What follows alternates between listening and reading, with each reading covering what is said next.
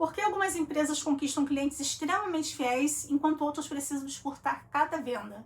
E por que alguns líderes conseguem inspirar pessoas, enquanto outros apenas conseguem que elas cumpram suas obrigações? Essa é a pergunta central de Comece pelo Porquê, de Simon Sinek. Olá, seja muito bem-vindo ao Livro Prático. Neste livro, Sinek apresenta uma ideia aparentemente simples.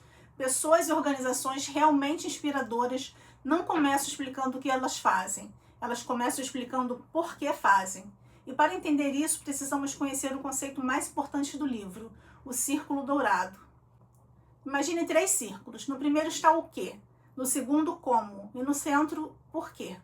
Praticamente todas as empresas sabem o que fazem. Elas sabem quais produtos vendem ou quais serviços oferecem. Algumas também sabem explicar como fazem, ou seja, quais características ou métodos e diferenciais possuem.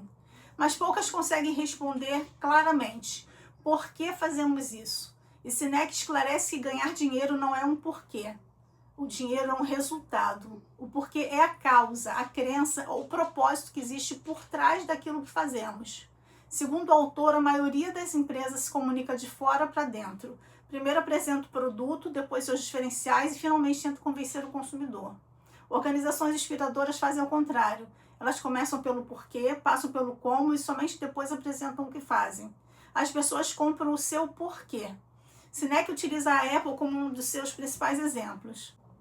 A empresa poderia simplesmente comunicar que fabrica computadores e celulares com bom design e facilidade de utilização, mas sua comunicação historicamente esteve associada a uma ideia maior, desafiar padrões e pensar de maneira diferente. Assim, o produto aparece como consequência dessa crença. Daí surge uma das frases mais conhecidas associadas ao conceito apresentado no livro.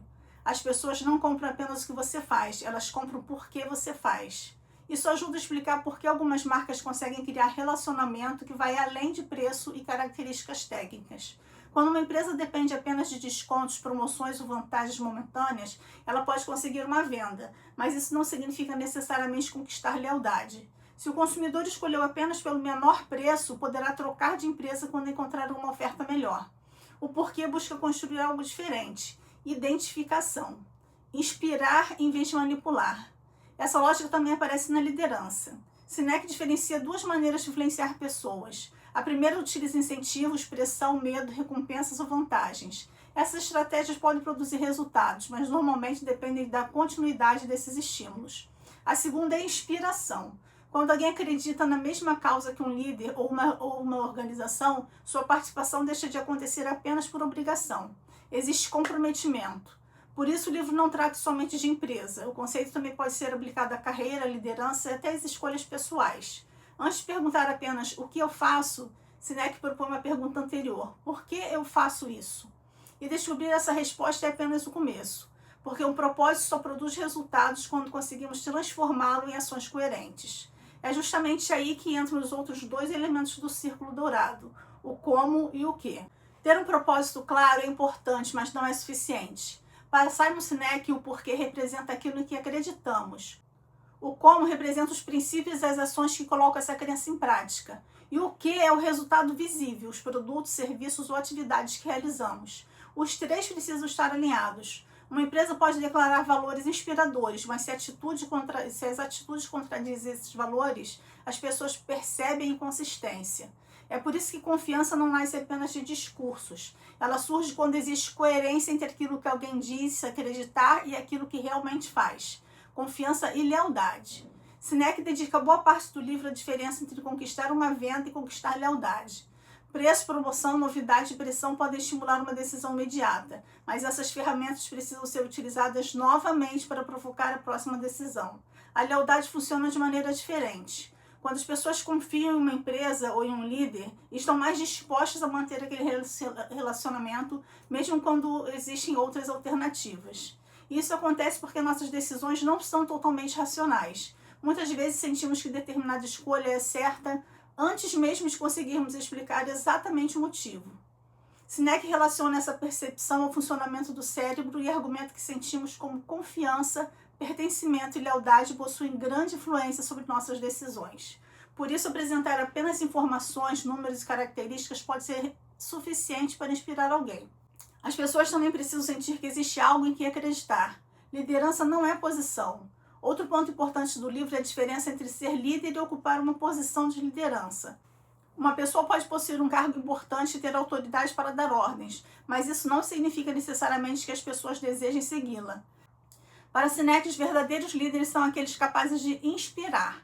Eles oferecem uma direção clara e fazem com que as pessoas enxerguem sentido no trabalho que realizam. Quando existe um porquê compartilhado, as pessoas deixam de trabalhar apenas por uma tarefa ou recompensa. Elas passam a sentir que fazem parte de algo maior. Essa ideia também ajuda a explicar por que organizações com culturas fortes costumam procurar pessoas que compartilhem seus valores. Competências podem ser desenvolvidas, mas é muito mais difícil criar identificação com uma causa que a pessoa simplesmente não acredita. Existe, porém, um problema. Quanto mais uma empresa cresce, maior é o risco de se afastar da razão pela qual começou. No início, o fundador normalmente conhece muito bem o propósito da organização. Ele está presente nas decisões e transmite pessoalmente suas crenças. Com o crescimento, surgem novos funcionários, gestores, departamentos e processos. A organização passa a depender de pessoas capazes de transformar o propósito original em ações concretas. E se o que começa a dominar o porquê, o foco pode mudar. A empresa passa a se preocupar tanto com produtos, métodos, resultados, que perde de vista aquilo que inicialmente fazia as pessoas acreditarem nela. Por isso, preservar o porquê é um dos grandes desafios apresentados por Simon Sinek. E essa ideia não vale apenas para empresas. Também podemos começar uma carreira, um projeto ou uma mudança pessoal, sabendo exatamente por que aquilo é importante e, com o passar do tempo, ficar tão envolvidos com tarefas e resultados que esquecemos a razão que nos colocou naquele caminho. É por isso que voltar ao porquê pode ser tão importante quanto descobri-lo. Na próxima parte, vamos entender como colocar essa ideia em prática e quais são as principais lições que podemos levar de Comece pelo Porquê para nossas próprias escolhas. Depois de compreender o círculo dourado, surge uma pergunta inevitável: como aplicar essa ideia na prática? O primeiro passo é perceber que o porquê não precisa ser uma frase grandiosa. Ele precisa representar uma crença verdadeira.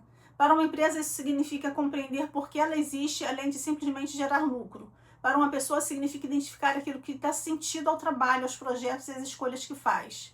Uma maneira simples de começar é olhar para trás. Quais experiências foram mais significativas para você? Que tipo de contribuição costuma trazer mais satisfação? O que existe em comum entre os projetos que mais despertaram o seu interesse? O objetivo não é inventar um propósito bonito, é reconhecer algo que já está presente na sua trajetória. Simon Sinek resume a força do círculo dourado em 3 elementos: clareza do porquê, disciplina do como e consistência do que.